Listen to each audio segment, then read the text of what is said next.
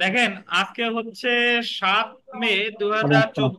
আমাদের bar council লিখিত ব্যাচের 22তম ক্লাস, এবং আজকে আমরা আলোচনা করব আমাদের যে সাজেশনের 8 নাম্বার প্রশ্নটা।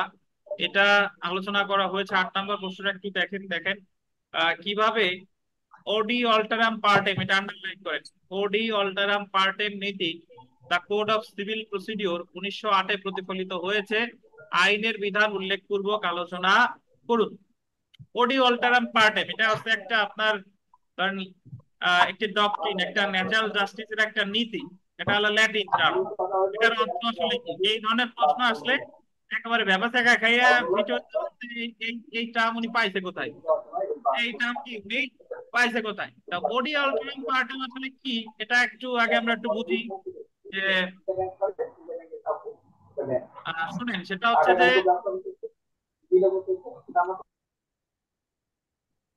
যে কোন মামলায়, মামলার ক্ষেত্রে দেওয়ানি মামলা জিজ্ঞেস করতে অডিও অল্টাম পার্টেম নীতিটি কোড অফ সিভিল প্রসিডিওরে প্রতিফলিত হয়েছে। আইনের বিধান উল্লেখপূর্বক আলোচনা করো। এখন এর আগে আমার জানা দরকার এই নীতিটা আসলে কি। এই নীতিটা আসলে কি, সেটা হচ্ছে যে অডিও অল্টারাম পার্টেম হচ্ছে যে কাউকে না শুনে তার বিরুদ্ধে কোনো পদক্ষেপ নেওয়া যাবে না। অর্থাৎ আপনি কারো বিচার করবেন, আপনি একজনের বিরুদ্ধে মামলা করছেন। এখন মামলা করলে বাদী তো মামলা করলো, যার বিরুদ্ধে মামলা করলো তাকে অবশ্যই কি শুনানির সুযোগ দিতে হবে, তাকে অবশ্যই কথা বলার বা তার আত্মপক্ষ সমর্থনের সুযোগ দিতে হবে। সুযোগ না দিয়ে এরকম তার অনুপস্থিতিতে কোনো বিচার করা যাবে না। এটা হলো ন্যাচারাল জাস্টিসের একটা নীতি। এখন আমাদের দেওয়ানি কার্যবিধি বলছে যে দেওয়ানি কার্যবিধিতে কি এই নীতিটা প্রতিফলিত হয়েছে কি।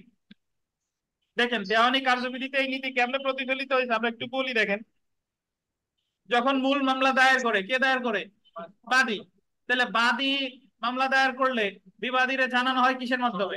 সমনের মাধ্যমে। তাহলে মূল মামলার ক্ষেত্রে এই নীতি কি আছে, মানে বিবাদী না শুনে কি বাদের পক্ষে কোনো আদেশ দিচ্ছে?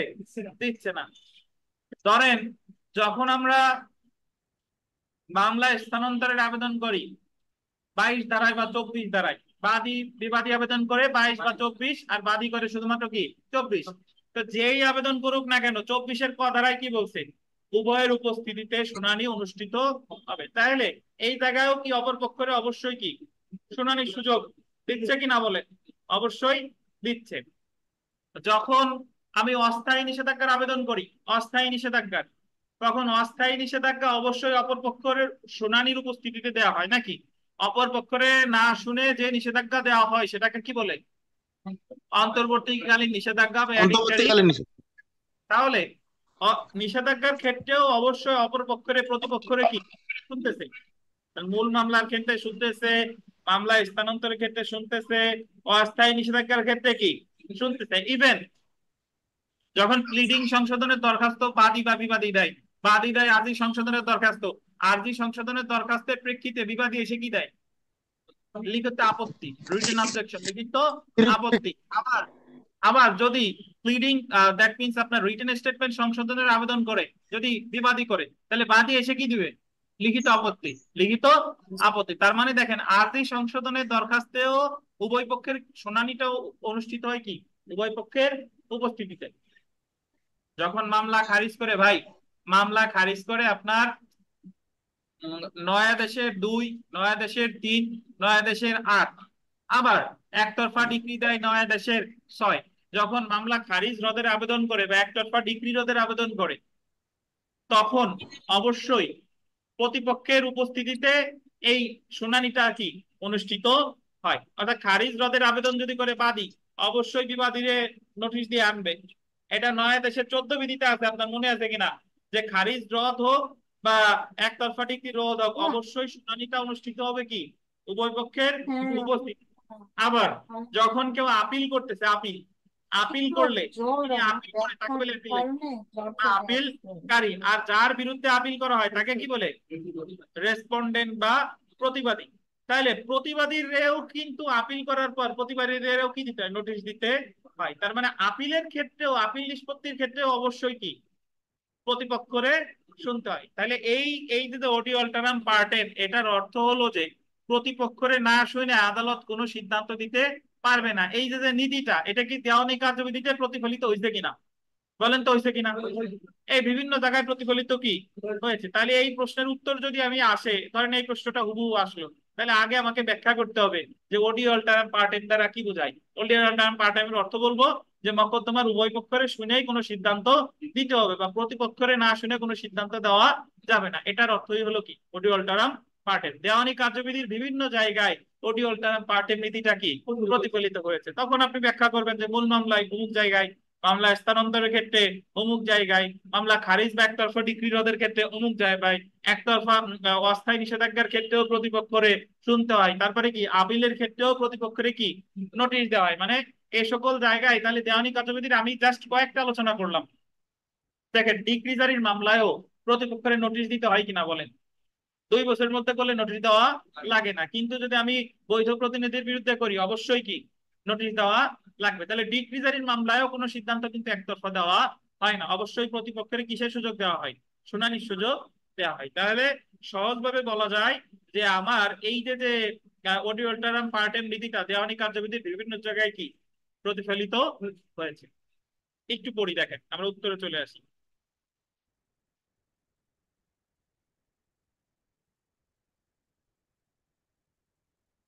ন্যাচারাল জাস্টিসের একটি ডক্ট্রিন বা নীতি হলো ওডি অল্টারাম পার্টেম, যার অর্থ হলো, আন্ডারলাইন করবেন, অন্য পক্ষকে শোনা।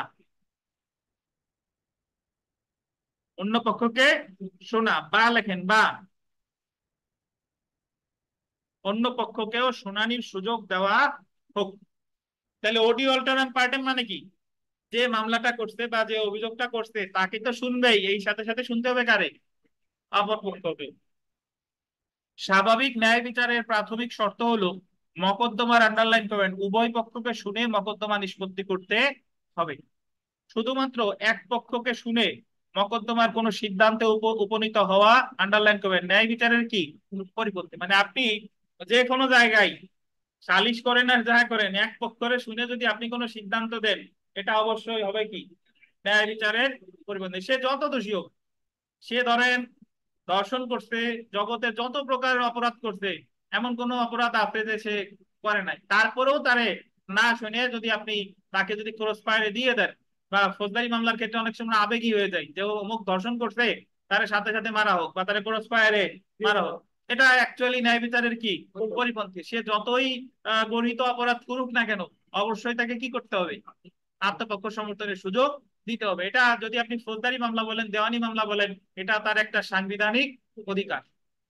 আচ্ছা, এটা এখন আপনি বলতে পারেন যে যে ভাই, যে সে এত বড় অপরাধ করছে, তারে শুনানির দরকার কি, তারে এমনি হত্যা করে হলো। আমরা আবেগে অনেক সময় বলি। এখন আপনি যদি আজকে একজনকে ধরেন, সে অপরাধ করছে, ঠিক আছে, তারে আপনি আত্মপক্ষ সমর্থনের সুযোগ না দিয়ে তারে আপনি সাজা দিয়ে দিলেন, বা তারে আপনি তার বিরুদ্ধে কোনো সিদ্ধান্ত দিয়ে দিলেন, আজকে যখন আপনি এই কাজটা করলেন, 2 দিন পর এই ক্ষমতাটার কি হবে? অপব্যবহার হবে। 2 দিন পর যে অপরাধ করে নাই তারেও বিচার না করে কি সরাসরি সাজা দেওয়া হবে। বুঝেন কিনা? হবে কিনা? ঠিক। তাহলে অবশ্যই অডিও টার্ম পার্ট টাইম শব্দের অর্থ কি? উভয় পক্ষরে কি করতে হবে? শুনতে হবে, বা অপর পক্ষরে না শুনে কোনো সিদ্ধান্তে উপনীত হওয়া যাবে না। তারপরে দেখেন, দেওয়ানি কার্যবিধিতে নিম্নলিখিত ক্ষেত্রে অডিও অল্টারাম পার্ট টাইম নীতিটি প্রতিফলিত হয়েছে। আচ্ছা দেখেন, বিবাদীর প্রতি সমন। বিবাদীর প্রতি সমন আছে কত ধারা? দেখেন আন্ডারলাইন করে, 27 ধারা। আর কত আদেশ? আমি এই জায়গায় জাস্ট এই কথাগুলো এক লাইনে সেরে দিচ্ছি। যদি ধরেন প্রশ্নের নাম্বার 5 মার্ক বা 6 মার্ক বা 7 মার্ক, তখন এই বিবাদীর প্রতি সমন এটা আপনি একটু ব্যাখ্যা করবেন। কেমনে ব্যাখ্যা করবেন? বলবেন যে দেওয়ানি কার্যবিধি 27 ধারায় এবং 5 আদেশে আছে যে বাদী মামলা করার পর, আর্জি দাখিলের পর বিবাদীরা অবশ্যই কি দিতে হবে? সমন দিতে হবে। সমন ইস্যু করা হয় 5 কার্য দিবসের মধ্যে, আর বিবাদী বরাবর পৌঁছাতে হয় কত দিনের মধ্যে? 30 দিনের মধ্যে। বুঝেন কিনা? একটু ব্যাখ্যা করে দিবেন। বুঝতে পারছেন? আচ্ছা, পরেরটা দেখেন, মামলা খারিজ আদেশ রদের ক্ষেত্রে বিবাদীকে নোটিশ কত? 9 আদেশের কয় বিধি? 9 বিধি। আপনি এই জায়গাটা ব্যাখ্যা করে দিবেন যে 9 আদেশের 8 বিধিতে বলা হয়েছে যে শুনানির দিন যদি বিবাদী আসছে, বাদী যদি না আসে, তাহলে আদালত মামলা কি করতে পারে?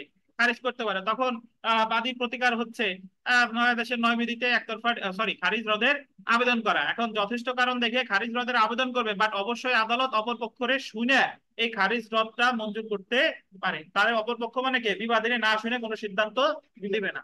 এবার একটু ব্যাখ্যা করে দিবেন, বুঝতে পারছেন? পরেরটা দেখেন, একতরফা ডিক্রি রদের ক্ষেত্রে বিরুদ্ধ পক্ষ বা বাদীকে নোটিশ। নয়া দেশের কত? নয়া দেশের 14 বিধিতে বলছে যে একতরফা ডিগ্রি রদের আবেদনটা করে কে ভাই? বিবাদী করে। নয়া দেশের কততে? 13তে। মনে আছে কিনা? একতরফা ডিগ্রি দেয় নয়া দেশের 6-এ, আর একতরফা ডিগ্রি রদের আবেদন করে নয়া দেশের 13, আর 13-র 13-র কত হলো সরাসরি রদ, আর 13তে হলো এমনি রদ, নাকি? তাহলে 14 বিধিতে বলতেছে যে একতরফা ডিগ্রি রদের যে আবেদনটা করলো বিবাদী, এটা অবশ্যই প্রতিপক্ষের নোটিশ দিয়ে এই শুনানিটা অনুষ্ঠিত করে সিদ্ধান্ত দিতে হবে। এই ক্ষেত্রে প্রতিপক্ষকে বাদী। একতরফা ডিগ্রি রদের আবেদন কে করে? বিবাদী। এখন সে তো রদের আবেদন করলেই হবে না, অবশ্যই তার যে শুনানিটা এটা অনুষ্ঠিত হবে কার উপস্থিতি সাপেক্ষে? এই কথাটাই বলছে কততে? নয়া দেশের 14তে। বুঝতে পারছেন? পরেরটা দেখেন, পক্ষগণের আবেদনের ভিত্তিতে মকদ্দমা স্থানান্তরের ক্ষেত্রে অপর পক্ষকে নোটিশ। পক্ষগণের আবেদনের ভিত্তিতে মানে কি? যখন পক্ষগণ এ জায়গায় বাদীও মামলা স্থানান্তরের আবেদন করতে পারে, আবার কি বিবাদীও মামলা স্থানান্তরের আবেদন করতে পারে। যেই স্থানান্তরের আবেদন করুক না কেন, অবশ্যই ওই মামলা স্থানান্তরের শুনানিটা অনুষ্ঠিত হবে কার উপস্থিতিতে?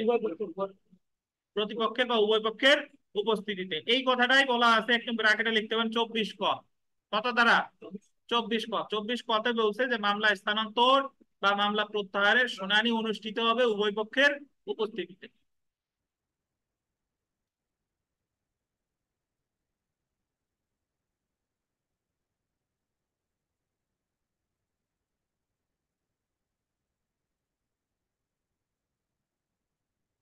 আচ্ছা, অনলাইনে আপনারা আওয়াজ দিয়েন, কেউ না বুঝলে জিজ্ঞাসা করেন, এখানে লজ্জা শরমের কিছু নাই ভাই, আপনার অধিকার এটা। পরেরটা দেখেন, 5 নাম্বারটা দেখেন, যে রায়ের পূর্বে আটক বা রায়ের পূর্বে ক্রোকের ক্ষেত্রে বিবাদীকে নোটিশ। রায়ের পূর্বে আটক আর রায়ের পূর্বে ক্রোকের আবেদন কে করে তানভীর? বাদী করে স্যার। আমির বলেন, কখন বাদী রায়ের পূর্বে আটক বা রায়ের পূর্বে ক্রোকের আবেদন করে? কখন? স্যার যখন স্যার কোনো সম্পত্তি স্যার বিবাদী স্যার মোকদ্দমা হেরে যাওয়ার কারণে স্যার, বা হারার কারণে স্যার কোনো সম্পত্তি স্যার হস্তান্তর হস্তান্তর আহ, হস্তান্তর করার উদ্যোগ গ্রহণ করে। এটা হেরে যাওয়ার কারণে না, হেরে যাওয়ার কিসে? হেরে যাওয়ার আশঙ্কায়। হেরে যাওয়ার কি জি স্যার, আশঙ্কায়? হেরে যাওয়ার আশঙ্কায় স্যার। সে যখন আশঙ্কা করতেছে বিবাদী যে আমি হেরে যেতে পারি, তখন সে তার সম্পত্তি জি বিক্রি স্যার। করে ফেলে। অথবা বিক্রি করার কি, ও যদি বিক্রি করে ফেলে উদ্যোগ তাহলে বাদী আবেদন করবে রায়ের পূর্বে আটকের। আর যদি বিক্রি করে আটকের। উদ্যোগ নেয়, আর তাহলে বাদী আবেদন করবে ওই সম্পত্তি ক্রোকের। তা বাদী যে জি স্যার। আবেদনই করুক না কেন, অবশ্যই এই আদালত রায়ের পূর্বে আটক বা ক্রোকের সিদ্ধান্ত দিবে অবশ্যই বিবাদীরে শুনে। অবশ্যই কি, বাদী যা খুশি তো বলতে পারে, আদালত অবশ্যই বিবাদীরে শুনবে যে বাদী যা বলতেছে কি সত্য নাকি মিথ্যা, তুমি কি আসলেই কি স্থানান্তর করছো কিনা, বা আসলেই কি স্থানান্তর করার উদ্যোগ নিছো কিনা, অবশ্যই কারে শুনে দিবে? বিবাদীকে শুনে। তাহলে দেখেন, রায়ের পূর্বে ক্রোক এবং রায়ের পূর্বে আটকের ক্ষেত্রেও যে শুনানিটা অবশ্যই করতে হবে বিবাদীর উপস্থিতিতে বা উভয় পক্ষের উপস্থিতিতে। পরেরটা দেখেন, যে অন্তর্বর্তী বা অস্থায়ী নিষেধাজ্ঞার ক্ষেত্রে অপর পক্ষকে নোটিশ। অন্তর্বর্তী বলেন বা অস্থায়ী নিষেধাজ্ঞা বলেন, অপর পক্ষকে নোটিশ। 39 আদেশের কত? 5 ক। 39 আদেশের 5 ক। আনোয়ারুল হক সাহেব বলেন যে অন্তর্বর্তীকালীন নিষেধাজ্ঞা আর অস্থায়ী নিষেধাজ্ঞার ভিতর পার্থক্য কি?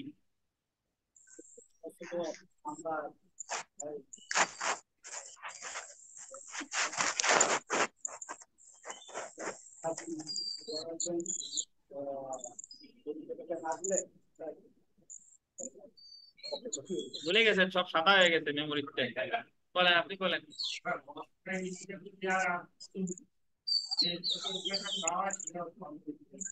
অস্থায়ী নিষেধাজ্ঞার শুনানির আগ পর্যন্ত যে ওনার অস্থায়ী নিষেধাজ্ঞাও তো প্রতিপক্ষের আসতে হবে, না আসলে তো মঞ্জুর করা স্ট্যাটাস কো। প্রতিপক্ষের আসতে হবে, যে তো ওই শুনানির আগ পর্যন্ত তাও দেরি করতে গেলে আমার ক্ষতি হয়ে যাবে, তাইলে আমার এই স্থিতি অবস্থা বজায় রাখার জন্য একটা আদেশ দেওয়া হোক, এটারই বলে কি অন্তর্বর্তীকালীন নিষেধাজ্ঞা। তাহলে নর্মালি অস্থায়ী নিষেধাজ্ঞারে অস্থায়ী নিষেধাজ্ঞার ক্ষেত্রে প্রতিপক্ষের শুনানির সুযোগ দিয়ে তারপরে হলো অস্থায়ী নিষেধাজ্ঞা মঞ্জুর করবে। কিন্তু অন্তর্বর্তীকালীন নিষেধাজ্ঞার ক্ষেত্রে কি করবে না, প্রতিপক্ষের শোনার দরকার নাই। বাট আপনাদের প্রশ্ন করি, বলে কোন ক্ষেত্রে কার বিরুদ্ধে অন্তর্বর্তীকালীন নিষেধাজ্ঞা না শুনে দিতে পারবে না? বেসরকারি সরকারের ব্যক্তি, সরকারি সরকারের ব্যক্তির বিরুদ্ধে বিরুদ্ধে স্যার। কখনো অস্থায়ী নিষেধাজ্ঞা অন্তর্বর্তীকালীন নিষেধাজ্ঞা দেওয়া যাবে না। সরকারের বিরুদ্ধে অবশ্যই কি করতে হবে, শুনতে হবে। এটাও বলছে 39 সদস্যের কততে, 5 ক।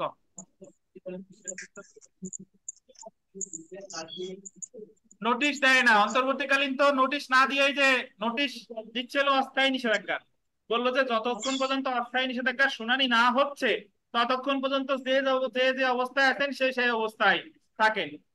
বুঝতে পারছেন?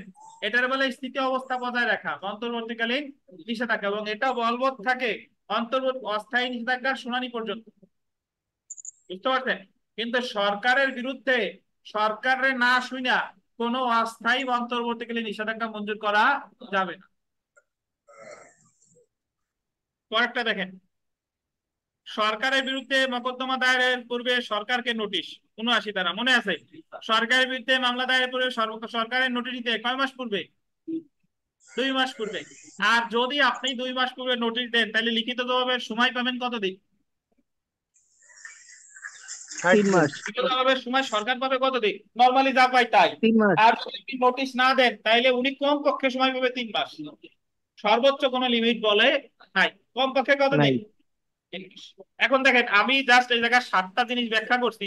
এই 7টা ছাড়াও আমাদের দেওয়ানি কার্যবিধিতে আরো অনেক বিধান আছে যেখানে অবশ্যই প্রতিপক্ষরে কি শুনতে হবে। উদাহরণস্বরূপ বলা যেতে পারে, যখন কোনো আপিলকারী আপিল করে তাহলে প্রতিবাদ দিতে দেওয়া হয় কি নোটিশ, প্রতিবাদী নোটিশ পাই। তাহলে আপিলের ক্ষেত্রেও প্রতিপক্ষের না শুনে আপিলে কোনো সিদ্ধান্ত দেওয়া যাবে না। তাহলে দেখেন, তাহলে আপনি উপরোক্ত ক্ষেত্রসমূহ ছাড়াও দেওয়ানি কার্যবিধি 1908-এর অন্যান্য অনেক বিধানেও পক্ষগণের শুনানির বিষয়ে আলোচনা করা হয়েছে। তাই আলোচনার পরিশেষে বলা যায় যে দেওয়ানি কার্যবিধি 1908-এ আন্ডারলাইন করবেন, ওডি অল্টারাম পার্টেম নীতিটি যথাযথভাবে কি হয়েছে, প্রতিফলিত হয়েছে। তাহলে আমরা যখন, শুনেন ভাই, আপনার যখন বার কাউন্সিল লিখিত পরীক্ষায় যাবেন, আপনি যে কোনো সাবজেক্টে হোক, আপনি 2টা ইংলিশ সেন্টেন্স আলা প্রশ্ন, বুঝতে পারছেন? হোক আপনি তামা, এবার আসছিল তামা দিতে আসছে, যে কোনো জিনিসে এই ইংলিশ লাইন একটা জুড়ে দিয়ে বলছে যে এটা ব্যাখ্যা করুন। তাহলে এই ইংলিশ প্রশ্নের উত্তর আপনি চেষ্টা করবেন যে প্রথমে ভূমিকাতে একটু আলোচনা করার, পরে মাঝখানে যা যা করলেন আবার শেষ করবেন কি ইংরেজিতে। আর যদি আপনি ভূমিকাতে না পারেন অ্যাটলিস্ট শেষে যাই আমি মনে করাই দিব, অথবা আলোচনার পরিশেষে বলা যায় যে এই, বুঝেন কিনা? কিন্তু ইংলিশে যা বলার বললো, আপনি একেবারে কিছুই ওই জায়গা বললেন না, আপনি আপনার মতো করে আলোচনা করে গেলেন, তাহলে নাম্বার হয়তো বা পাবেন কিন্তু আপনি পরিপূর্ণ নাম্বার পাবেন। আর যারা যারা চিন্তা করেন যে ইংরেজি কি আমি বুঝবো কিনা, আমরা নর্মালি আমরা এই জায়গা যা পড়ি, আপনি বেসিক ইংলিশ এই জায়গা যা পড়ি, যে ইংলিশে আসুক না কেন, আপনি যদি একটু মাথা কাটান ওই জায়গা কি জানতে চাইছে আপনি কি বুঝতে পারবেন ইনশাল্লাহ। বুঝতে পারছেন? তাহলে এই ইংলিশ 1 লাইন 2 লাইন জুড়ে দেওয়া এই ধরনের প্রশ্ন কিন্তু অবশ্যই থাকবে। দেওয়া নিতে থাকুক, থাকুক, তামা দিতে থাকুক, খোঁজদার দিতে থাকুক, এক জায়গা না এক জায়গা কি পাবেনি আপনি দেখা। তো এটা ভয় করলে হবে না, অবশ্যই আপনার লেখার ইয়া থাকতে হবে। তাহলে এই যে অডিও অল্টারাম যে পার্টেম, এটা আপনি এই যে 7টা পয়েন্ট আমি দিলাম, এটা কি এক কথায় লিখবেন না ব্যাখ্যা করবেন বলেন? যদি নাম্বার 3 ব্যাখ্যা থাকে করবো স্যার, ব্যাখ্যা করার দরকার নাম্বার নাই। দেখিয়ে আর ব্যাখ্যা যদি করবো। নাম্বার 5 6 থাকে অবশ্যই 7টা কি 7টা এমনি বলার না, এমনি যেভাবে বৃদ্ধি করেন আর কি, আপনারা গরু রচনার মতো 2 4 লাইন পয়েন্ট আকারে লিখে দেবেন। বুঝতে পারছেন? তাহলে তানভীর, অডিও পার্টেন কি?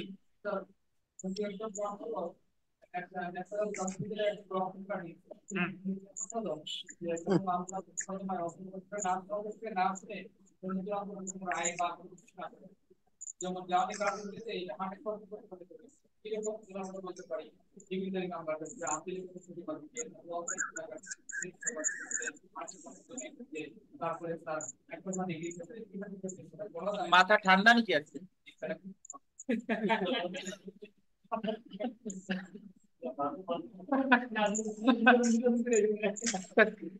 জি ধন্যবাদ, হয়েছে আপনার ভাই। তো ওডি অল্টারাম পার্ট টাইম নিয়ে আপনার অনলাইনে কোনো প্রশ্ন আছে কিনা? সোহাগ সাহেব, নজরুল ইসলাম, আব্বাস উদ্দিন, ফারজানা, বিপ্লব মজুমদার। ক্লিয়ার স্যার, হয়েছে স্যার, বুঝতে পারছি। এই যে এইটা ফেরা দিতাম মা, এইটা নষ্ট গেল, এই যে তাও কত মোড় হয়েছে। ধরো এটা ধরো।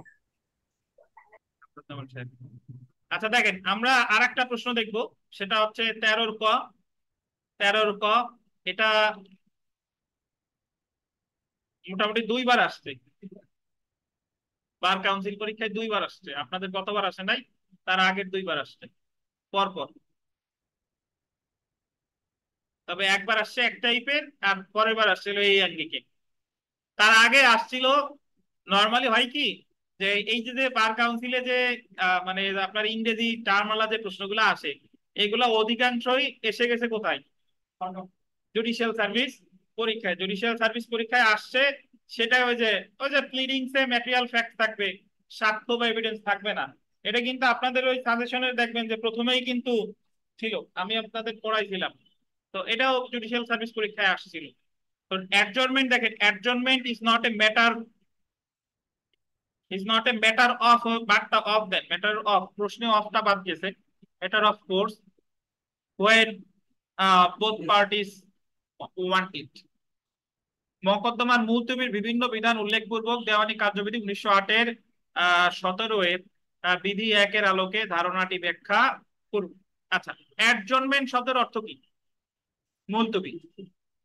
Adjournment is not a matter of course even when both parties want it, মানে যদি উভয় পক্ষ একমত হয়েও মামলার মুলতবি চায়, তবুও আদালত মুলতবি করতে বাধ্য নয়। বুঝেন কিনা? আইনে যা আছে উনি তার বাইরে যেতে পারবে না। যদি উভয়, ধরেন আইনে সময় তার সুযোগ আছে 6বার, উভয় পার্টি 6-6বার করে চাওয়া শেষ। এখন 7বারের মাথায় দুই পক্ষই বাদী বিবাদী এক হয়েছে, ওরা না আমাকে আরেকবার সময় দেন, কিন্তু 7বারের বিধান আইনে নাই। উদাহরণস্বরূপ বলতেছি, তখন আদালত কি, উভয় পক্ষ যদিও একমত, তবুও আদালত কি মঞ্জুর করতে বাধ্য, বা আদালতের মঞ্জুর করার সুযোগ নাই। যদি আদালত মঞ্জুর করে তাহলে এটা আইনের ব্যত্যয় ঘটবে। আইনের কি ব্যত্যয়? আইনে তো বিধানই নাই, তাহলে উনি যদি মঞ্জুর করে তাহলে উনি আইন বিরুদ্ধ কাজ করেছে। তাই এটা বলতেছে যে adjournment is not a matter of course even when both parties want it. মানে অ্যাডজর্নমেন্ট তো জানেন মুলতবি, is not a matter of course, মানে এটা বলতে পারেন যে এটা কাঙ্ক্ষিত বিষয় নয় বা মঞ্জুর করতে বাধ্য নয়, ওয়েন বোথ পার্টি, যখন উভয় পক্ষ ওয়ান্ট ইট, উভয় পক্ষ চায়। তাহলে আমরা অ্যাডজর্নমেন্ট রিলেটেড বিস্তারিত কথা বলা আছে আমাদের দেওয়ানি কার্যবিধির কত আদেশে? 17 আদেশে। 17 আদেশে আমরা পড়বো একটু পরেই যে এই জায়গায় সময়ের আবেদনকে 2 ভাগে ভাগ করা হয়েছে। একটা হলো চূড়ান্ত শুনানি পর্যায়, আর একটা হলো চূড়ান্ত শুনানির পূর্বের, একটা হলো চূড়ান্ত শুনানি পর্যায়। আবার সজল বলেন যে একটা মামলার চূড়ান্ত শুনানির পূর্বে কি কি হয় বলেন। দেওয়ানি মামলার স্টেপ পড়ছি না 2 দিন আগে, আমরা পড়ছি যে দেওয়ানি মামলার ধাপ, চূড়ান্ত শুনানির পূর্বে কি কি ধাপ আছে বলেন দেখি, পূর্বের পড়া মনে আছে কিনা? চূড়ান্ত শুনানির পূর্বে আমি হিন্টস দেই, আদি দাখিল থেকে শুরু করে চূড়ান্ত শুনানির পূর্বে কি কি আছে?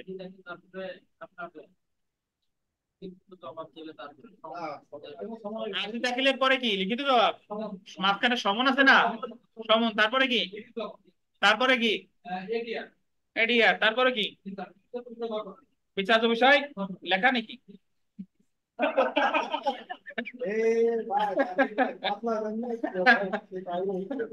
আচ্ছা দেখেন, তাহলে প্রথমে হলো আরজি দাখিল, তারপর আছে সমন, লিখিত জবাব, এডিআর, বিচার্য বিষয় গঠন, আবিষ্কার ও উদ্ঘাটন, বাজেটার বলে কি 30 ধারা, তারপরে এসডিপিএইচ, সেটলিং ডেট ফর পারেন্টরি হিয়ারিং, মানে চূড়ান্ত শুনানির দিন নির্ধারণ, তারপর হলো পিএইচ। পিএইচ মানে হলো আপনার চূড়ান্ত শুনানি। তাহলে পিএইচ এর আগ পর্যন্ত যা যা আছে এটাকে বলে চূড়ান্ত শুনানির পূর্ব পর্যায়। চূড়ান্ত শুনানির কি পূর্ব পর্যায়। আর পিএইচ এর পরে কি কি আছে দেখেন, পিএইচ মানে হলো পারেন্টরি হিয়ারিং, মানে চূড়ান্ত শুনানি। তারপর হচ্ছে ফার্দার পারেন্টরি হিয়ারিং, মানে অধিকতর চূড়ান্ত শুনানি। তারপর হচ্ছে আপনার আর্গুমেন্টের পরে হচ্ছে জাজমেন্ট, মানে রায়। রায়ের পরে কি? ডিক্রি। ডিক্রি পরে হচ্ছে কি? আপিল। আপেলের পরে কমলা।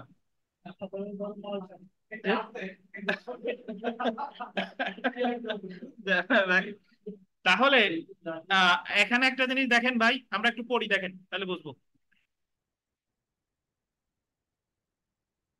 Adjournment is not a matter of course even when both parties want it. মুলতবি একটি কাঙ্ক্ষিত বিষয় নয়, এমনকি উভয় পক্ষ কি চাইলেও। দেওয়ানি কার্যবিধি 1908-এর আন্ডারলাইন করবেন, 17 আদেশের এক বিধিতে মুলতবি বা স্থগিতকরণ বা অ্যাডজর্নমেন্ট সম্পর্কে আলোচনা করা হয়েছে। অর্থাৎ আমরা দেওয়ানি মামলায় যে সময়ের আবেদন প্রার্থনা করি, সময়ের আবেদন প্রার্থনা করতে হবে কত আদেশে? 17 আদেশে। কোন মকদ্দমায় সময়ের আবেদন মঞ্জুর করা বা মুলতবি মঞ্জুর করা আন্ডারলাইন করেন আদালতের বিবেচনামূলক ক্ষমতা। আপনি চাইলেই কিন্তু সময় দিতে আদালত কি বাধ্য? বাধ্য না। অর্থাৎ adjournment is not a matter of course even when both parties want it. আমি কিন্তু আগে একটু ব্যাখ্যা করে দিয়ে আবার ইংলিশ লাইনটা এনে দিলাম যে সময়ের আবেদন মঞ্জুর করতে আদালত কিন্তু বাধ্য নয়। সুতরাং 17 আদেশের এক বিধি অনুযায়ী মুলতবি একটি কাঙ্ক্ষিত বিষয় নয়, এমনকি উভয় পক্ষ কি চাইলে। এবার আমি চলে আসি 17 আদেশে কি কি আছে এটা একটু ব্যাখ্যা করব। দেখেন, দেওয়ানি কার্যবিধির 17 আদেশের এক বিধি অনুযায়ী আদালত যথেষ্ট কারণে মকদ্দমার গোল দিবেন যে কোনো স্তরে। কখন? পক্ষগণের কিংবা তাদের কোনো পক্ষকে সময় মঞ্জুর করতে পারে এবং আদালতের শুনানি মুলতবি রাখতে পারে। মকদ্দমার শুনানি মুলতবি রেখে আদালত পরবর্তী শুনানির জন্য দিন নির্ধারণ করতে পারে। মুলতবি মঞ্জুর করা বা না করা আদালতের বিবেচনামূলক ক্ষমতা, এমনকি উভয় পক্ষ একত্রে সম্মত হয়ে মুলতবির অনুরোধ করলেও। তারপরে দেখেন যে 17 আদেশের এক বিধি অনুযায়ী মুলতবিকে দুইটি পর্যায়ে ভাগ করা হয়েছে। প্রথম পর্যায়ে দেখেন চূড়ান্ত শুনানির পূর্বে, আন্ডারলাইন করেন, কখন? চূড়ান্ত শুনানির পূর্বে। আর 2 নাম্বার কি? চূড়ান্ত শুনানি পর্যায়ে। তো যেহেতু আজান দিয়েছে ভাই, আজানের 10 মিনিট পরে আবার আমরা আমাদের ক্লাস শুরু করব। ক্লাস শুরু করার আগে আপনাদের গ্রুপে মেসেজ পাবেন। তো আপাতত 10 মিনিটের বিরতি, 10 মিনিট পরে আবার শুরু হবে এখান থেকে।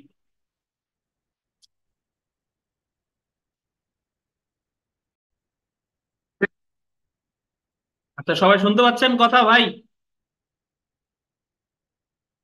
স্যার শুনতে পাচ্ছি। আচ্ছা, বিরতির পর আমরা পড়া শুরু করি। দেখেন যে আমরা যে মুলতবি আবেদন বা সময়ের আবেদনকে দুই ভাগে ভাগ করেছিলাম। একটা হচ্ছে চূড়ান্ত শুনানির পূর্বে মুলতবি, আর একটা হচ্ছে আপনার চূড়ান্ত শুনানি পর্যায়। তো চূড়ান্ত শুনানি পূর্বে এটা আছে 17 আদেশের বিধি 1-3, আর চূড়ান্ত শুনানি পর্যায়ে আছে 17 আদেশের বিধি 1-4। তাহলে আমরা চূড়ান্ত শুনানির পূর্বে যেটা, এটা একটু দেখি। দেখেন দেখেন 17 আদেশের এক বিধি অনুযায়ী আদালত চূড়ান্ত, চূড়ান্ত বানানে দীর্ঘকার হবে, এই চটা একটু দীর্ঘকার দেন। চূড়ান্ত শুনানির পূর্বে মকদ্দমার গোল দিবেন যে কোনো পক্ষের অনুকূলে। যে কোনো পক্ষ মানে কে বোঝায়? যে কোনো পক্ষ মানে কি? মানে হয় বাদী অথবা বিবাদী। অনুকূলে খরচ ছাড়া গোল দিবেন 6 বার। অর্থাৎ চূড়ান্ত শুনানির পূর্বে খরচ ছাড়া মোট কয়বার? 6 বার। 6 বার মানে হচ্ছে বাদী পক্ষে 6 বার, বিবাদী পক্ষে 6 বার। তাহলে উভয় পক্ষ মিলে খরচ ছাড়া কয়বার? 12 বার।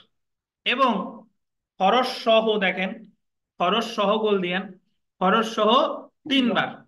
তাহলে একটা সর্বমোট গোল দিবেন 9 বার সময় আবেদন বা মুলতবি আবেদন মঞ্জুর করতে পারে। এই 9টা আবেদন মঞ্জুর করতে হয় যে কোনো পক্ষের অনুকূলে। দ্যাট মিনস হয় বাদী অথবা, এবং কোন পর্যায়ে? চূড়ান্ত শুনানির পূর্বে। চূড়ান্ত শুনানির পূর্বে। তাহলে এটা নরমালি প্রিলির ক্ষেত্রে গুরুত্বপূর্ণ, বাট অ্যাকচুয়ালি তাহলে প্রিলির ক্ষেত্রে প্রশ্ন আসে যে মুলতবি আবেদনের কে কয়টা পর্যায়ে ভাগ করা যায়? দুইটা পর্যায়ে। একটা হলো চূড়ান্ত শুনানির পূর্বে, আর একটা চূড়ান্ত শুনানি পর্যায়ে। তাহলে চূড়ান্ত শুনানির পূর্বে যে কোনো পক্ষের অনুকূলে খরচ ছাড়া 6 বার আর খরচ সহ 3 বার। তাহলে বাদী পক্ষে হলো মোট 6 + 3 9, বিবাদী পক্ষে কত? 6 + 3 9। তাহলে মোট কতবার? চূড়ান্ত শুনানির পূর্বে মোট 18 বার। যদি বলে আপনার চূড়ান্ত শুনানির পূর্বে খরচ সহ কয়বার? 6 বার। উভয় পক্ষের অনুকূলে 6 বার। আর খরচ ছাড়া 12 বার। খরচ ছাড়া 12। আর খরচ সহ প্লাস খরচ ছাড়া যদি বলে তাহলে 9 9 18। দেখেন, অর্থাৎ চূড়ান্ত শুনানির পূর্বে উভয় পক্ষের অনুকূলে খরচ ছাড়া এবং খরচ সহ, যে দেখেন সর্বমোট কতবার? 18 বার মুলতবি আবেদন মঞ্জুর করতে পারে। তবে এই সকল ক্ষেত্রে মুলতবি আবেদন মঞ্জুর করা আদালতের কি বল দিবেন বিবেচনামূলক ক্ষমতা। আপনি 6 বার খরচ ছাড়া পাবেন বা 3 বার খরচ সহ পাবেন, তার মানে এই না যে যাই বলবেন যে ওনার আমি 6 বার পাবো, আজকে প্রথমবার দিতেই হবে। প্রথমবার কি দিতে বাধ্য? দিতে বাধ্য না। তারপরও দিবে কি দিবে না, এটা হলো আদালতের কি ক্ষমতা? বিবেচনামূলক ক্ষমতা। তারপরে দেখেন এখানে বিশেষভাবে উল্লেখ্য যে মুলতবি আবেদনের ক্ষেত্রে গোল দিবেন সর্বনিম্ন 200 টাকা। এই যে যে খরচের কথা আসলো, খরচ সহ আর বললাম না, সর্বনিম্ন কত? 200 এবং সর্বোচ্চ কত? 1000 টাকা খরচ প্রদানের নির্দেশ দিতে পারে। তাহলে এই জায়গায় অ্যাকচুয়ালি আপনার মুখস্থর কিছু নাই, আপনি যদি একবার বুঝে থাকেন এইভাবে বলবেন যে চূড়ান্ত শুনানির পূর্বে যেটা, এইভাবে বলবেন যে প্রতিপক্ষের অনুকূলে মানে যে কোনো পক্ষের অনুকূলে খরচ ছাড়া 6 বার, অর্থাৎ বাদী বিবাদী উভয়ের ক্ষেত্রে কত? 6 6 12। আর খরচ সহ 3 বার, তার মানে বাদী বিবাদী উভয় পক্ষের অনুকূলে কত? 3 3 6। তাহলে সর্বমোট কত যে উভয় পক্ষের অনুকূলে কত? 18। আর যদি আমি বলি যে কোনো পক্ষের অনুকূলে 9 বার। আর এই যে যে খরচ, এটা সর্বোচ্চ হলো 1000 আর সর্বনিম্ন কত? 200 টাকা। এই তো কথা। আচ্ছা, এবার আমরা চলে এসে দেখেন চূড়ান্ত শুনানি পর্যায়ে। চূড়ান্ত শুনানি পর্যায়ে, চূড়ান্ত শুনানি পর্যায়ে মুলতবি এটা আছে বিধি কত? 1-4। দেখেন 17 আদেশের এক বিধি অনুযায়ী আদালত চূড়ান্ত শুনানির পর্যায়ে মকদ্দমার উভয় পক্ষের অনুকূলে খরচ ছাড়া একবারও বল দিবেন খরচ সহ একবারও সময় আবেদন বা মুলতবি আবেদন মঞ্জুর করবে না। অর্থাৎ যখন সাক্ষ্য গ্রহণ শুরু হয়ে গেল, সেটাই তো বলে চূড়ান্ত শুনানি, পারেন্টরি হিয়ারিং। চূড়ান্ত শুনানি পর্যায়ে খরচ ছাড়া কি করবে না? একবারও মঞ্জুর করবে না। তবে চূড়ান্ত শুনানি পর্যায়ে গোল দিবেন খরচ সহ, খরচ সহ প্রত্যেক পক্ষের অনুকূলে গোল দিবেন 3 বার করে, অর্থাৎ উভয় পক্ষের অনুকূলে সর্বমোট 6 বার মুলতবি আবেদন মঞ্জুর করতে পারে। তাহলে আপনাকে যদি বলে যে চূড়ান্ত শুনানি পর্যায়ে মানে যখন চূড়ান্ত শুনানি শুরু হয়ে গেল, আহ খরচ ছাড়া কি একবার মঞ্জুর করবে ভাই? করবে না। খরচ সহ কয়বার? 3 বার, অর্থাৎ বাদী পক্ষের 3 বার, বিবাদী পক্ষে 3 বার। তাহলে মোট চূড়ান্ত শুনানি পর্যায়ে মোট উভয় পক্ষের অনুকূলে কয়বার? 3 3 6। 3 3 6। এক্ষেত্রে ওই মুলতবির খরচ যেটা দেখেন সর্বনিম্ন কত? 200 টাকা এবং সর্বোচ্চ কত? 1000 টাকা খরচ প্রদানের নির্দেশ দিতে পারে। তবে এ সকল ক্ষেত্রে মুলতবি আবেদন মঞ্জুর করা কি ক্ষমতা? বিবেচনামূলক ক্ষমতা। এখন তাহলে আপনি একটা জিনিস এইভাবে চিন্তা করেন যে চূড়ান্ত শুনানির পূর্বে বাদী সময়ের আবেদন মঞ্জুর, বাদী পায় খরচ ছাড়া 6 বার, বিবাদী পায় কত? 6 বার। আর উভয় পক্ষ খরচ সহ পায় 3 3 6 বার। এখন ধরেন ওনাদের বাদীরও 9 বার শেষ, বিবাদীরও 9 বার শেষ। এখন উভয় পক্ষ এসে আদালতের কাছে সময় যাচ্ছে আর আমরা দুজন রাজি, আপনি একটা মুলতবি করেন, বুঝলেন কিনা? কিন্তু প্রকৃতপক্ষে উভয় পক্ষের অনুকূলে কি 18 বার হয়ে গেছে। তখন আদালত যদি উভয় পক্ষ রাজিও হয়, আদালত কি বাড়াইতে পারবে কিনা বলে? আদালত বাড়াইতে পারবে না। এই কারণে বলছে যে adjournment is not a matter of course even when both parties want ইট। বুঝতে পারছেন? মানে যদি উভয় পক্ষ চায়ও তবুও মুলতবি কি করতে পারবে না? আদালত করতে পারবে না। আইনের ব্যত্যয় ঘটিয়ে কি পারবে না। তাইলে আমরা এখানে যে হিসাবটা পেলাম এটা হলো চূড়ান্ত শুনানি পর্যায়ে একটা পেলাম আর চূড়ান্ত শুনানির পূর্বে। আচ্ছা, এখন আমরা চলে এসি দেখেন খরচ প্রদানে ব্যর্থতা। খরচ প্রদানে ব্যর্থতা, যে যদি কেউ এই যে 200 টাকা আর কত? 1000 টাকা, এই খরচ যদি কেউ না দিতে পারে তাহলে কি হবে? দেখেন 17 আদেশের এক বিধির অধীন আদালত বাদী পক্ষকে খরচ প্রদানের আদেশ দিলে এবং যদি বাদী খরচ প্রদানে আন্ডারলাইন করেন ব্যর্থ হয়, বাদী কি হয়? ব্যর্থ হয়, তাহলে মামলাটি গোল দিবেন খারিজ করে দিতে পারে। তাহলে বাদী যদি সময়ের আবেদন করেছিল, বাদী বাদী খরচ দিতে পারে নাই, তাহলে বাদীর মামলা কি করবে? খারিজ দিতে পারে। হ্যাঁ, দিতে পারে, খারিজ করে দিতে পারে, দিবে যে তা না, কি দিতে পারে। আবার বিবাদী পক্ষকে খরচ প্রদানের আদেশ দিলে এবং যদি বিবাদী খরচ প্রদানে কি ব্যর্থ হয়, তাহলে মামলাটি একতরফা সূত্রে নিষ্পত্তির আদেশ দিতে পারে। তানবীরের কাছে আমার প্রশ্ন যে এই একতরফা সূত্রে নিষ্পত্তি আর একতরফা ডিক্রি, এই দুইটার ভিতর পার্থক্য কি? একতরফা নিষ্পত্তিটা হলো আপনার এই যে আপনি ওনাকে যেটা করতে পারেন, আমি অঙ্কটা বলছি, যেটা হলো আপনার ছয় বলা আছে যে অথবা শুনানিতে বাদী ও বিবাদী দুই পক্ষের হাতে কোনো কথা, কিন্তু এক পক্ষ একটা পক্ষ আসছে, মানে কি এক পক্ষ মানে কোন পক্ষ আসছে? আসলে বাদী চলে আসছে, হ্যাঁ, বিবাদী আসছে। বিবাদী আসে নাই। এখন আদালত কি করবে? সেই যদি তার যৌক্তিক আদর্শ মেনে নেয়, মানে যে বুঝবে তারা মেনে নেয়, তাহলে আপনার যে পক্ষ হাতে রয়েছে সেই পক্ষকে এক প্রপার্টি। বিবাদী আসে নাই, বাদী আসছে, তখন আদালত যদি দেখে যে বিবাদী বরাবর সমন ঠিকঠাক ভাবে জারি হয়েছে তারপরেও সে আসে নাই, তাহলে আদালত দিবে একতরফা ডিক্রি। আর একতরফা ডিক্রি হচ্ছে একটা ডিক্রি। একতরফা ডিক্রি একটা কি ডিক্রি। আর একতরফা নিষ্পত্তি আমি আগে পড়েছিলাম, দেখেন লিখিত জবাব দাখিল করতে হয় ৮ আদেশের এক বিধিতে সর্বোচ্চ ৬০ কার্যদিবসের মধ্যে। কয় কার্যদিবস? ৬০ কার্যদিবস। ৮ আদেশের এক বিধিতে ৬০ কার্যদিবসের মধ্যে যদি কেউ লিখিত জবাব, বিবাদী লিখিত জবাব দাখিল করতে না পারে, তাহলে মামলা হয় একতরফা নিষ্পত্তি, এক্সপার্টি ডিসপোজাল। এক্সপার্টি কি ডিসপোজাল। আপনাদের আমি একটা শীটে উদাহরণ ব্যাখ্যা করে দিয়েছিলাম যে কোনটা এক্সপার্টি ডিগ্রি আর কোনটা এক্সপার্টি ডিসপোজাল। এই যে আরেকটা এক্সপার্টি ডিসপোজাল আমরা পেলাম, যে মুলতবির খরচ যদি কে দিতে না পারে, বিবাদী দিতে না পারে, তাহলে মামলা একতরফা কি হবে? নিষ্পত্তি হবে। আর একতরফা আপনি মনে রাখবেন, একতরফা ডিক্রি হচ্ছে একটা আপিলযোগ্য ডিক্রি। আপিলযোগ্য কি ডিক্রি। আর একতরফা নিষ্পত্তি হচ্ছে আপিল অযোগ্য আদেশ। আপিল অযোগ্য কি, অর্থাৎ ৮ আদেশের এক বিধিও আপিল অযোগ্য, আর ১৭ আদেশের এক বিধি এটাও কি আপিল অযোগ্য। তাহলে একতরফা নিষ্পত্তি যদি হয়, আপনার প্রতিকার কি? রিভিশন। বুঝতে পারছেন? প্রতিকার হচ্ছে রিভিশন। এছাড়াও এই জায়গায় একটা প্রতিকার আছে, সেটা পরের কথা, বাট আপনার আপাতত প্রতিকার হচ্ছে রিভিশন।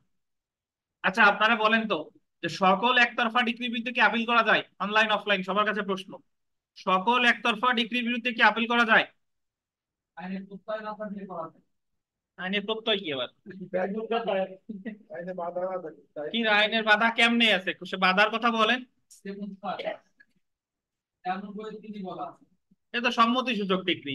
সোলে ডিক্রি আর একতরফা ডিক্রি কি এক?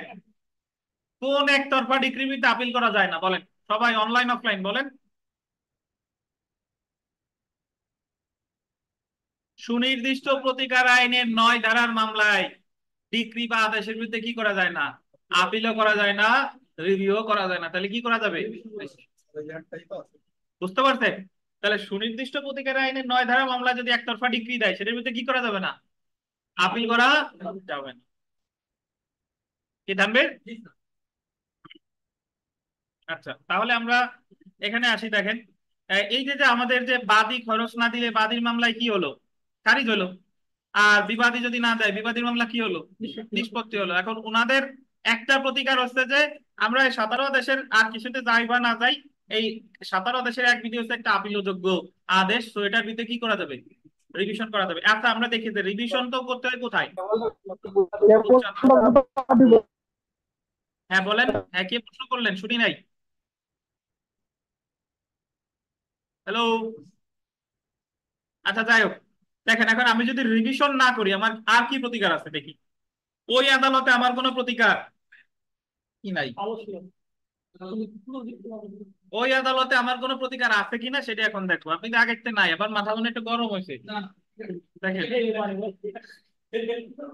দেখেন, মকদ্দমা পুনরুজ্জীবিত বা পুনরুদ্ধারের আবেদন বল দিবেন রিভাইভাল অফ প্রসিডিংস। মকদ্দমা কি থেকে বেশিক্ষণ পড়াই না। পুনরুজ্জীবিত বা পুনরুদ্ধারের আবেদন।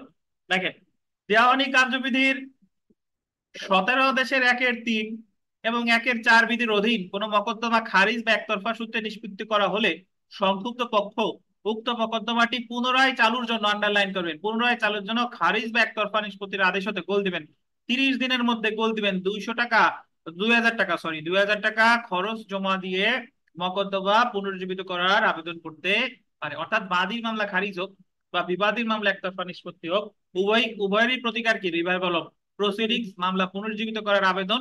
এটা আছে আপনার ১৭ আদেশের ১-৭। ১৭ আদেশের কত? এই যে মামলা পুনর্জীবিত বা পুনরুদ্ধারের আবেদন রিভাইভাল অফ প্রসিডিংস, এই একেবারে টাইটেলের এর পাশে একটু লেখেন যে ১৭ আদেশের ১-৭ বিধি। ১৭ আদেশের ১-৭ বিধি। বুঝেন নাই কোথায় লিখতে বলছি? ১৭ আদেশের ১-৭। এগুলা কিন্তু আপনাদের প্রিলিতে পড়া। স্যার এবার 800 টাকা হ্যাঁ, তাহলে যাকে রিভাইভাল অফ প্রসিডিংস বলে দেখেন। তবে এক্ষেত্রেও মকদ্দমা পুনরুজ্জীবিত করার আবেদন মঞ্জুর করা আদালতের বিবেচনামূলক ক্ষমতা। আপনার 17 দেশের একের সাথে আছে বলেই আপনি যে বলবেন যে আপনি দিতে বাধ্য হয়েছে 2000 টাকা কোয়াট করে নোট দিয়ে দিচ্ছি তাড়াতাড়ি পুনরুজ্জীবিত করেন, এটা কিন্তু করতে কিন্তু কি বাধ্য না। তাহলে দেখেন যে আলোচনার পরিশেষে বলা যায় যে 17 দেশের এক বিধির বিধান সাপেক্ষে চূড়ান্ত শুনানি পর্যায়ে বা চূড়ান্ত শুনানির পূর্বে মুলতবি আবেদন মঞ্জুর করা আদালতের কি ক্ষমতা? বিবেচনামূলক ক্ষমতা। এমনকি উভয় পক্ষ একত্রে সম্মত হয়ে যদি মুলতবির অনুরোধ করে তবুও আদালত উক্ত মুলতবি মঞ্জুর করতে বাধ্য নন। তাই বলা যায় যে adjournment is not a matter of course even when both parties want ইট। বুঝেন কিনা? তাহলে এই এই আপনি একটা জিনিস মনে রাখবেন, মুলতবি রিলেটেড কিছু যদি আসে পরীক্ষায়, এই 17 দেশের বাইরে কিছু নাই। তো যাই আসুক না কেন, যা লিখতে হবে কি এই যে যা লিখছি তাই, জাস্ট আগাগোড়া একটু হালকা কি হবে এদিক সেদিক হবে, যে প্রশ্নে যা চাইছে মোটামুটি আপনি 17 দেশে আলোচনা করে তারপরে ফিনিশিং দিয়ে দেবেন সেই অনুপাতে। বুঝলেন কিনা? আচ্ছা, তাহলে আপনারা আপনাদের আমি একটু প্রশ্ন করি, আপনারা একটু উত্তর দেন।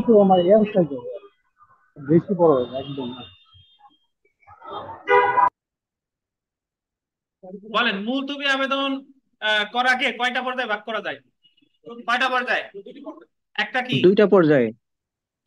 চূড়ান্ত শুনানির পূর্বে, আর একটা কি পূর্বে এবং চূড়ান্ত পর্যায়ে।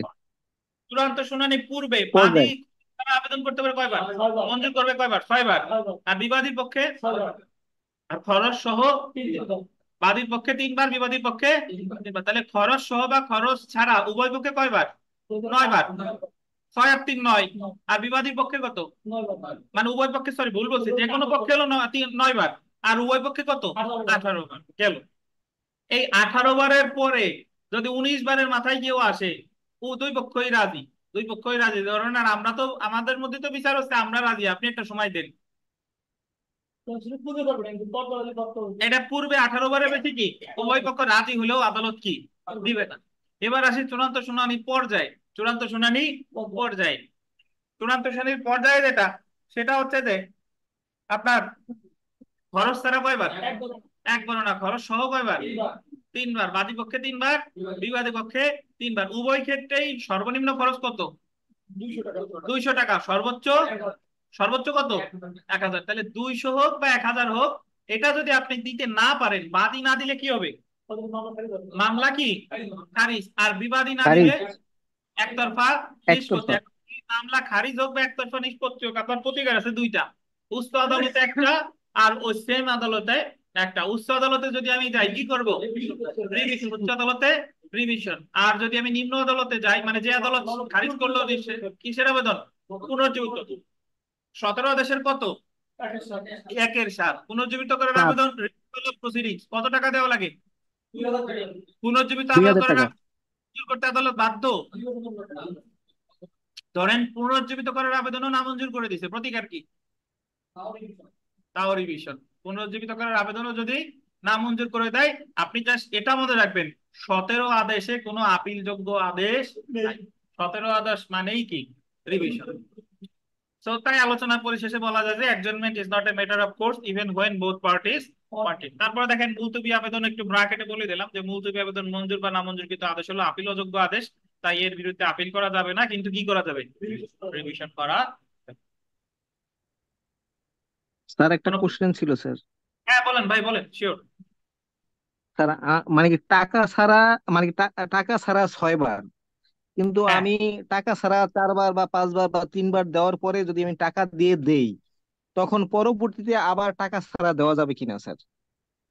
আচ্ছা, বিষয়টা তা না, এটা হচ্ছে যে আপনার ইচ্ছা না, আদালতে যখন আপনি প্রথম 6 বার আপনার টাকা ছাড়াই দিতে পারে, পরবর্তী 3 বার আপনার টাকা নিয়ে। বুঝতে পারছেন?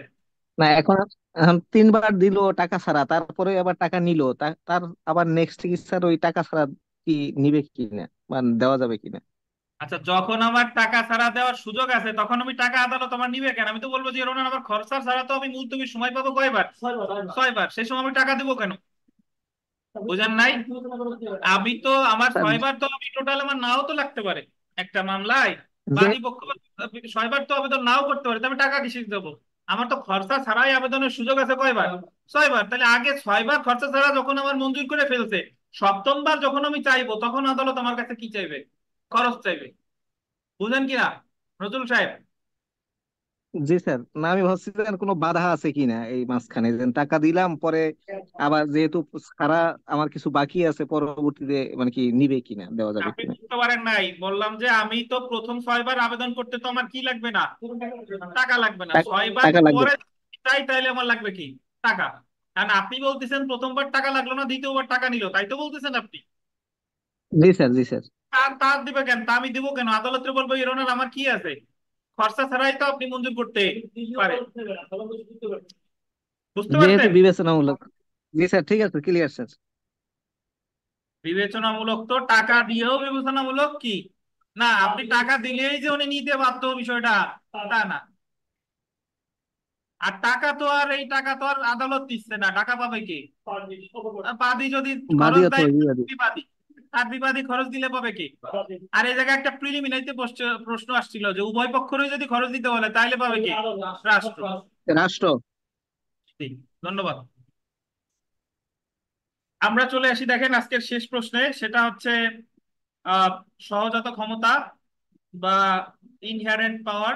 দেখেন, আমরা একটু প্রশ্নটা পড়ি 15-র ক, যে দেওয়ানি কার্যবিধির 151 ধারার বিধানাবলী আলোচনা করুন। এইভাবে আসতে পারে। অথবা আদালতের অন্তর্নিহিত ক্ষমতা, inherent power of the court বলতে কি বোঝায়? কোন কোন ক্ষেত্রে আদালত দেওয়ানি কার্যবিধির 151 ধারায় স্বীকৃত সহজতা ক্ষমতা প্রয়োগ করতে পারে?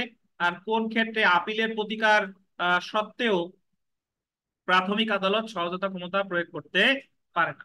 এখানে প্রথমত জানতে চাইছে সহজতা ক্ষমতা কি, আদালত কখন সহজতা ক্ষমতা প্রয়োগ করতে পারে, আর কখন আপিলের বিধান থাকলে সহজতা ক্ষমতা প্রয়োগ করা যাবে না। তার আগে আমার জানা দরকার যে সহজতা ক্ষমতা জিনিসটা আসলে কি। তো যদি আমি বোঝার জন্য বলি, একটা জিনিস মনে রাখবেন যে মনুষ্য সৃষ্ট কোনো আইনই স্বয়ংসম্পূর্ণ না।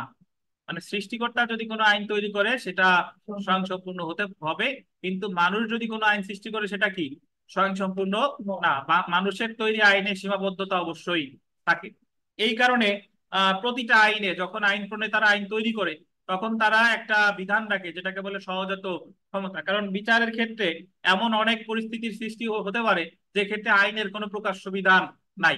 মানে ওই জায়গায় কি করবে না কি করবে না এই রিলেটেড কোনো কথা ওখানে কি বলা নাই।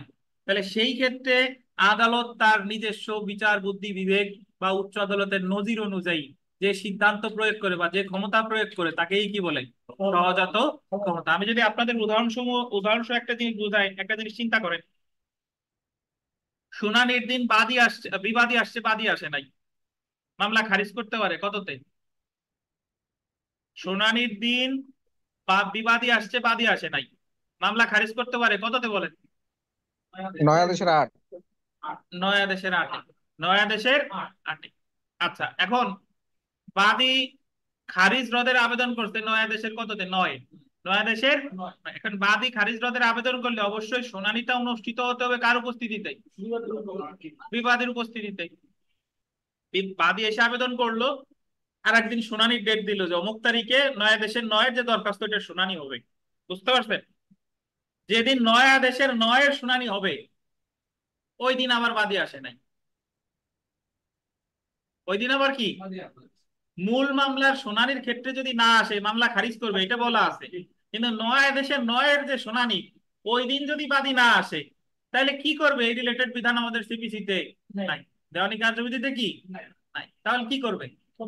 আদালত সহজাত ক্ষমতা প্রয়োগ করবে। ইচ্ছা করলে তারা আবার সময় দিতেও পারে, আবার কি নাও দিতে পারে। এই যে যে যে আইনে যে ক্ষেত্রে প্রকাশ্য বিধান নাই সেই ক্ষেত্রে আদালত যে ক্ষমতা প্রয়োগ করে সেটাকে কি বলে? সহজাত। সহজাত ক্ষমতা। আচ্ছা, এখন আমরা একটু পড়ি দেখেন। এখন তার আগে বলে নিই যে আমাদের দেওয়ানি কার্যবিধিতে সহজাত ক্ষমতা আছে 151 ধারায়। কত ধারায়? দেওয়ানি আদালত মোট কয়টা বলেন? 5টা না? ইভেন হাইকোর্টও দেওয়ানি আদালত। তো সকল দেওয়ানি আদালতের কি আছে? সহজাত ক্ষমতা। তাতে সহকারী জজ, ক্ষমতা আছে। সিনিয়র সহকারী জজ, যুগ্ম জেলা জজ, অতিরিক্ত জেলা জজ, সকল দেওয়ানি আদালতের কি আছে? সহজাত ক্ষমতা আছে। কিন্তু ফৌজদারি কার্যবিধিতে সকল দেওয়ানি আদালতের সহজত ক্ষমতা, সকল ফৌজদারি আদালতের নাই। সহজত ক্ষমতা নাই। ফৌজদারি কার্যবিধিতে শুধু ইনহেরেন্ট পাওয়ার আছে হাইকোর্ট বিভাগের ফৌজদারি 561 ধারায়। কত ধারায়? যেটাকে বলে কোয়াশমেন্টের আবেদন। কিসের আবেদন? কোয়াশমেন্টের আবেদন। তো দেখেন, সহজত বা অন্তর্নিহিত ক্ষমতা আমরা একটু পড়ি। দেখেন, ভূমিকা বানানটা ভুল আছে, ভূমিকা ময় রশ্মিটা একটু হয়ে গেছে। যে কোনো জটিল বা অসাধারণ ক্ষেত্রে আইনের সুনির্দিষ্ট কোনো উপায় বা বিধান উল্লেখ না থাকলেও ন্যায় ভিত্তিক কোনো প্রতিকার প্রদানের জন্য আদালত নিজেই কোনো উপায় অবলম্বন করতে পারে তথা যথোপযুক্ত ব্যবস্থা নিতে পারে, এটাই আদালতের সহজাত ক্ষমতা। অর্থাৎ যদি কোনো জটিল বা অসাধারণ আহ মানে কোনো ক্ষেত্রে কোনো সুনির্দিষ্ট কোনো উপায় যদি না থাকে, সেক্ষেত্রে আদালত ন্যায় বিচারের স্বার্থে যে ক্ষমতা প্রয়োগ করে তারাই কি বলে? সহজাত ক্ষমতা। এরপর আমরা চলে আসি, দেখেন, সহজাত বা অন্তর্নিহিত ক্ষমতা, ইনহেরেন্ট পাওয়ার।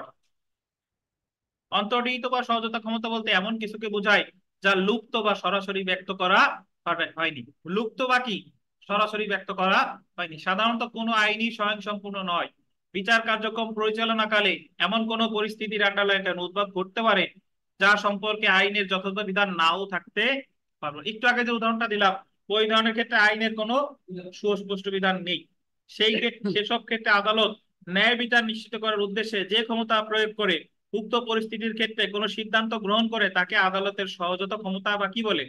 অন্তর্নিহিত ক্ষমতা বলে। সো এটা যে আপনার হুবহু মুখস্থ করতে হবে বিষয়টা তা না। আপনি বলবেন যে কোনো আইনি স্বয়ংসম্পূর্ণ না, বিচারের ক্ষেত্রে আদালতের এমন অনেক পরিস্থিতির সৃষ্টি হয় যে আইনে এরকম কোনো সুস্পষ্ট বিধান নেই, সেই ক্ষেত্রে ন্যায় বিচারের তাগিদে বা ন্যায় বিচারের স্বার্থে আদালত যে ক্ষমতা প্রয়োগ করে তারাই কি বলে?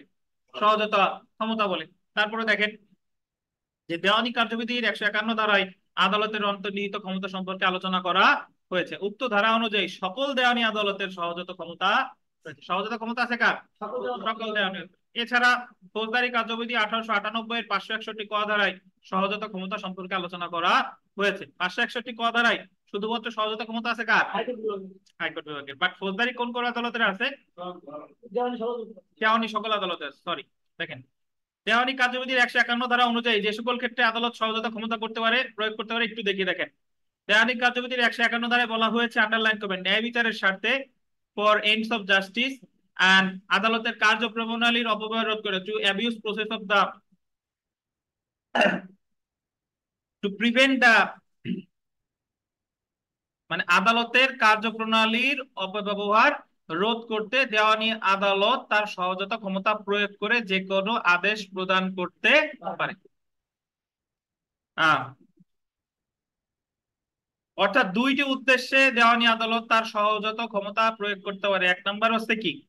ন্যায় বিচারের স্বার্থে, আর একটা হচ্ছে আদালতের কার্যপ্রণালীর অপব্যবহার রোধ করতে। আপনারা কেউ কি বলতে পারেন যে ফৌজদারি কার্যবিধিতে সহজাত ক্ষমতা কয়টা ক্ষেত্রে প্রয়োগ করা যায়? ফৌজদারিতে তিনটি আছে কয়টা? ক্ষেত্রে। 3টি। আর দেওয়ানিতে আছে 3টি কয়টা? স্যার। 2টা। 2টি।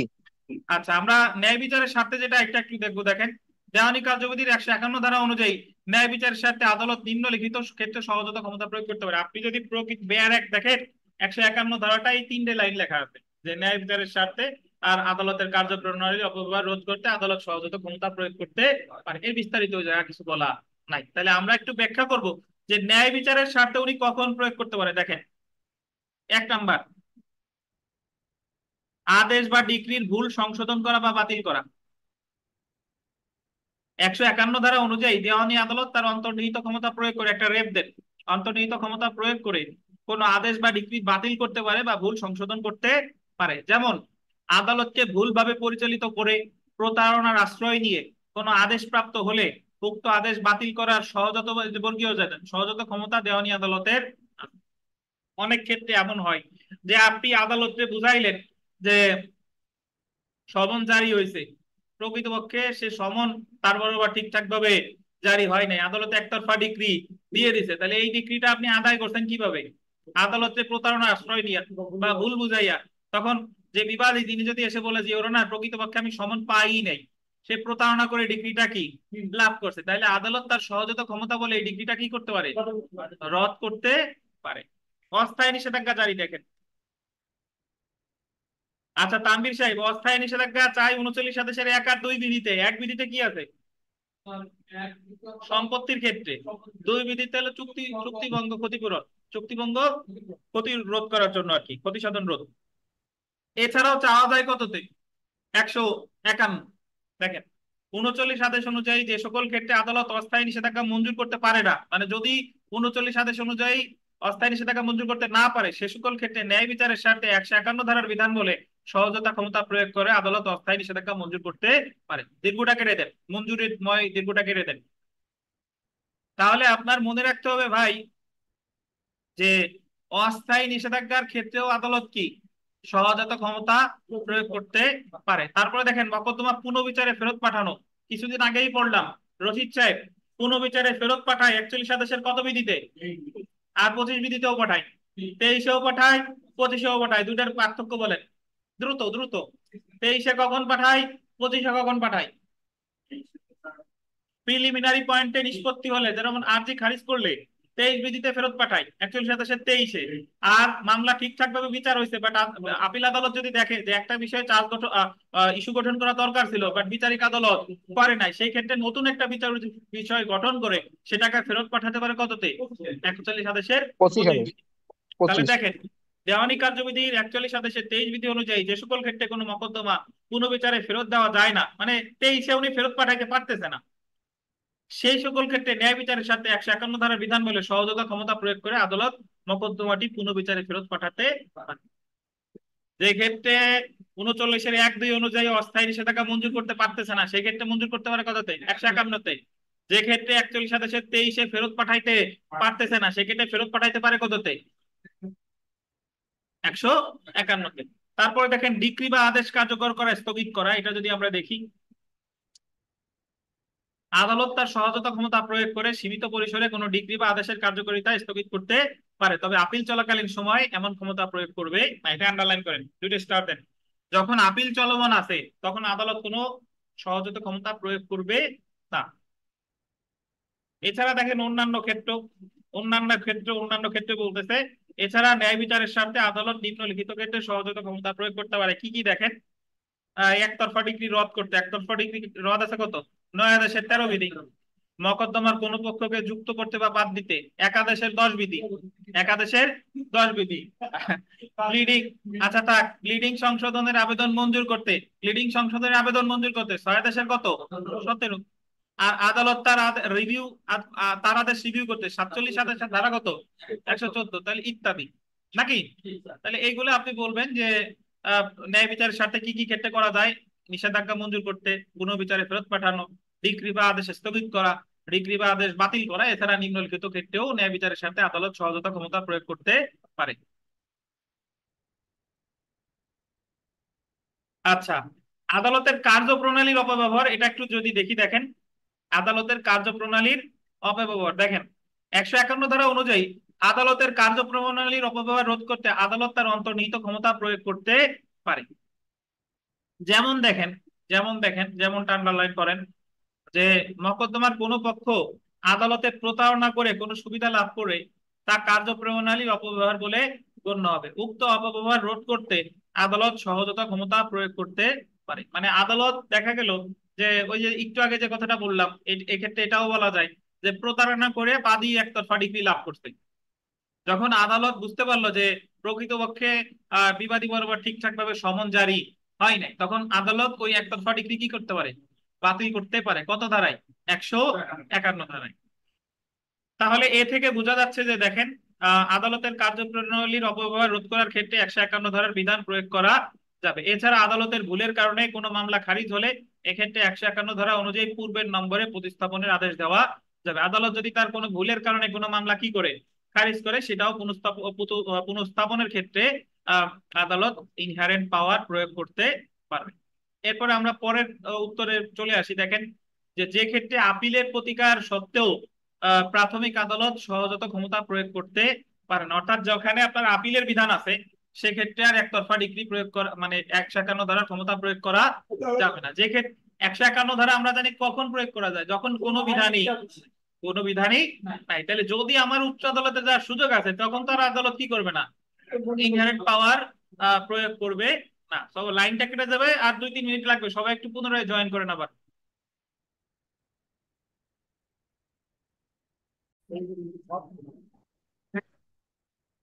থাকে না মানুষের ঘরে। দেখেন আমরা পড়ায় ফিরি, আর একটু বাকি আছে। তো সহজ বাংলায় যেটা বোঝায়, যদি কোনো ক্ষেত্রে আপনার আপিলের বিধান থাকে সেক্ষেত্রে কি করা যাবে না, সহজত ক্ষমতা প্রয়োগ করা যাবে না। দেওয়ানি কার্যবিধির 151 ধারায় বলা হয়েছে যে এই আইন বলবৎ হওয়ার পর কোনো পক্ষের আপিলের অধিকার জন্মালে এই আইনের কোনো বিধান দ্বারা তা খর্ব হবে না। অর্থাৎ আন্ডারলাইন করবেন, যেখানে আপিলের বিধান আছে সেখানে আদালত সহজত ক্ষমতা প্রয়োগ করে উক্ত আপিলের বিধান খর্ব করতে পারে না। ধরেন একটা ক্ষেত্রে আপিলের বিধান আছে, আপিলের বিধান মানে আছে কি, মানে আপনি নিম্ন আদালতের সিদ্ধান্তের বিরুদ্ধে সংক্ষুব্ধ হয়েই তো যাচ্ছেন কোথায়, আপিলে। তাহলে সেই ক্ষেত্রে নিম্ন আদালত কি প্রয়োগ করতে পারবে না, সহজত ক্ষমতা প্রয়োগ করতে পারবে না। দেখেন, অস্থায়ী নিষেধাজ্ঞা নামঞ্জুরের আদেশ দেওয়ার ক্ষেত্রে, অস্থায়ী নিষেধাজ্ঞা আন্ডারলাইন করেন, নামঞ্জুরের আদেশ দেওয়ার ক্ষেত্রে আপিলের বিধান থাকা সত্ত্বেও পক্ষগণ 151 ধারার অধীন উক্ত নামঞ্জুর আদেশ প্রত্যাহারের আবেদন করে। যেহেতু এখানে কি আছে, আপিলের বিধান আছে, সেহেতু 151 ধারার দরখাস্ত নামঞ্জুর হয়। উল্লেখ্য যে নিম্নোক্ত বিষয়সমূহ আদালত অন্তর্নিহিত ক্ষমতা প্রয়োগ করতে পারে না। কোন কোন ক্ষেত্রে পারে না দেখেন, সংক্ষুব্ধ ব্যক্তি আপিল বা রিভিশন মূলে কোনো প্রতিকার আদায়ে সমর্থ হলে 151 ধারায় সুযোগ গ্রহণ করতে পারবে না। অর্থাৎ সংক্ষুব্ধ ব্যক্তির যদি আপিল বা রিভিশনের সুযোগ থাকে তাহলে ওই নিম্ন আদালত থেকে উনি কি পাবে না, এই 151 ধারার সুবিধা পাবে না। 151 ধারার অজুহাতে আইনের কোনো আন্ডারলাইন করেন প্রকাশ্য বিধানকে অমান্য করা যায় না। খুবই গুরুত্বপূর্ণ একটা কথা। যদি আপনার আইনে কোনো প্রকাশ্য বিধান থাকে যে এটা হলে এই, এটা না হলে এই, এরকম কোনো বিধান আছে, ধরেন আমরা যখন আরজি খারিজ করেছিলাম ওখানে একটা প্রবলেমেটিক প্রশ্ন আমরা পড়েছিলাম, মনে আছে কিনা আপনার, যে আরজি খারিজ করতে তার সংসদ, আরজি খারিজের ক্ষেত্রে যে মামলার কোর্ট ফি সংশোধনের সময় দিতে ধরেন 21 দিন, সে আসছে 25 দিন পরে এবং আরো 10 দিন সময় চাইতেছে, বলে যে আমার মা মারা গেছে এই কারণে আমি নির্ধারিত সময়ের মধ্যে সংশোধন করতে পারি নাই। বলছে যে এই ক্ষেত্রে বাড়াবে কিনা, এই ক্ষেত্রে আদালত তার ইনহেরেন্ট পাওয়ার অ্যাপ্লাই করেও সময় বাড়াতে পারবে না, কারণ আরজি খারিজের যে 7 আদেশের 11 বিধিতে ওখানে শেয়াল বি শব্দটা ব্যবহার করছে। ওখানে কি মানে 21 দিনের বেশি সময় দেওয়া যাবে না। সো যে জায়গা প্রকাশ্য বিধান আছে সে জায়গা কি করা যাবে না, ইনহেরেন্ট পাওয়ার ক্ষমতা প্রয়োগ করা যাবে না। যদি শেয়াল বি না থেকে অন্য মেবি থাকতো বা অন্য কিছু থাকতো তাহলে সেই ক্ষেত্রে কি বাড়াইতে পারে, বুঝেন কিনা।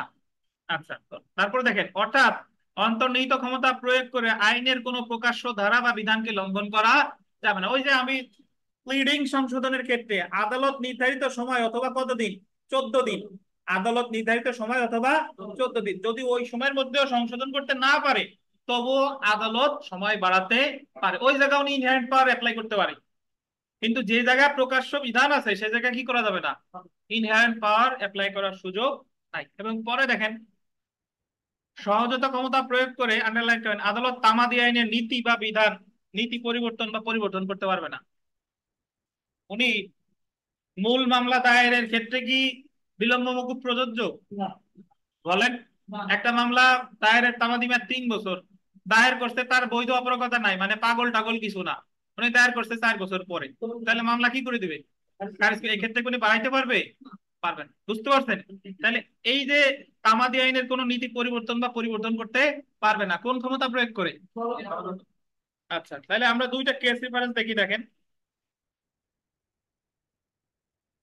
আন্ডারলাইন করেন, শিল্প ব্যাংক বনাম বাংলাদেশ হোটেল লিমিটেড, শিল্প ব্যাংক বনাম বাংলাদেশ হোটেল লিমিটেড। এই মামলায় আদালত বলেছে যে সহজতা ক্ষমতা কোনো প্রতিষ্ঠিত নীতি বা নিয়ম উপেক্ষা করে প্রয়োগ করা যায় না। যদি কোনো ক্ষেত্রে প্রতিষ্ঠিত নীতি থাকে বা নিয়ম থাকে সেই ক্ষেত্রে সহজতা ক্ষমতা প্রয়োগ করা যায় না। যখন কোনো বিষয়ে আন্ডারলাইন করেন আইনের সুনির্দিষ্ট বিধান থাকে, এই মাঝখানের দাড়িটা কেটে দেন, প্রয়োগ করা যায় না, না তারপর একটা দাড়ি আছে না, যায় না, দাড়িটা কেটে দেন।